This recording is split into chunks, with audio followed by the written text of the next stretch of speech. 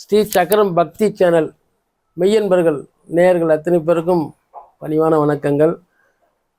பௌர்ணமிக்கு அடுத்த நாளாக பிரதமை திதியில் தை மாதம் பிறக்கிறது. மிகவும் சிறப்பான நாள். சந்திர பகவானின் முழு நிலவின் ஒளி வீச்சின் காரணமாக 12 ராசிக்காரர்களும் சிறப்பாகவும் 12 லக்னக்காரர்களும் சிறப்பாகவும் இருப்பார்கள். ஆக அந்த பௌர்ணமி நிலவின் ஒளியில் பூமி எப்படி குளிர்ந்திருக்கிறதோ அப்படியே 12 ராசிக்காரர்களும் நேயர்களும் 12 லக்னத்துக்காரர்களும் சிறப்பாக இருப்பார்கள். மேலும் இந்த தை மாதத்தின் சிறப்பு உத்தராயண காலம் ஆரம்பமாகிறது.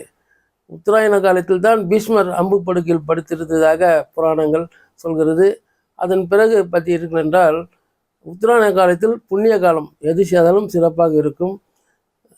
மேலும் வள்ளலார் சுவாமிகளின் பூஜை இருக்கிறது. ஜோதி தரிசனம் ஒன்று இருக்கிறது. மேலும் பார்த்தீர்கள் என்றால் சிறப்பான காலம். இங்கு சொல்ல வேண்டுமென்றால் இந்த தை மாதத்தில் பொங்கல் திருநாள், தை திருநாள், தை பிறந்தால் வழி பிறக்கும் என்று சொல்வார்கள். உலகத்திற்கு வழி பிறப்பது போன்று, நல்ல வழி பிறப்பது போன்று 12 ராசிக்காரர்களுக்கும் நல்ல நல்ல நிலைகள் வந்து கொண்டே இருக்கும். சில ராசி நேயர்களுக்கு குறைபாடுகள் இருந்தாலும் கூட இந்த பௌர்ணமி நாளில் தை மாதம் பிறந்திருப்பதால் எல்லோரும் சுபிட்சமாகவும் நன்றாகவும் இருப்பார்கள். பல அன்பர்களுக்கு எதிர்பாராத திருப்பங்களும் பல நிலைகளில் உயர்வும் நடக்கும். ஆகவே இந்த தை மாதம் மிகவும் உலகத்திற்கு எப்படி சிறப்பாக இருக்கிறதோ அதுபோன்று 12 ராசிகளும் சிறப்பாக இருக்கும். மகர ராசியில் சூரிய பகவான் பிரவேசிக்கின்ற காலம் தை மாதமாக கருதப்படுகிறது. இந்த தை மாதத்தில் மகர ஜோதி, சபரிமலையில் மகர ஜோதி தெரிகிறது. மகர நட்சத்திரத்தில் அன்று மகர ஜோதி தெரிகின்றது. அது உலகமே கொண்டாடக்கூடிய ஒரு சிறப்பான ஐயப்பனுடைய திருவிழாவும் இந்த தை மாதத்தில் வருகின்றது. ஐயப்ப பக்தர்கள் அங்கு செல்கிறார்கள். உத்தராயண காலத்தில் பல புண்ணிய காலங்கள் நடக்கின்றது. ஜோதி தரிசனம் தெரிவது போன்று வடலூரில் அருட்பெரும் ஜோதி தனிப்பெருங்கருணை ஜோதி ராமலிங்க சாமியுடைய ஜோதி தரிசனமும் அங்கு வடலூரில் சிறப்பாக செய்யப்படுகிறது. அணைய அடுப்பு என்று கருதப்படுகின்ற வடலூரில் இன்று வரை பசிப்பினியை போக்குகின்ற அந்த அணையா தீபம் எரிந்து கொண்டும் ஏழை மக்களுக்கு உணவளிக்கின்ற அந்த நிகழ்ச்சிகள் தொடர்ந்து செய்து கொண்டு இருக்கின்றார்கள். தை மாதம் அத்தனை சிறப்பு வாய்ந்தது. சிம்மராசி மெய்யன்பர்களே, சனியுடைய தாக்கம் அதிகமாக இருந்து கொண்டிருக்கிறது உங்களுக்கு. மேலும் குரு பகவானுடைய ஆதரவு இல்லாத ஒரு நிலையும் இருக்கிறது. கேது பகவான் வாக்கு ஸ்தானத்தில் இருக்கின்றார்.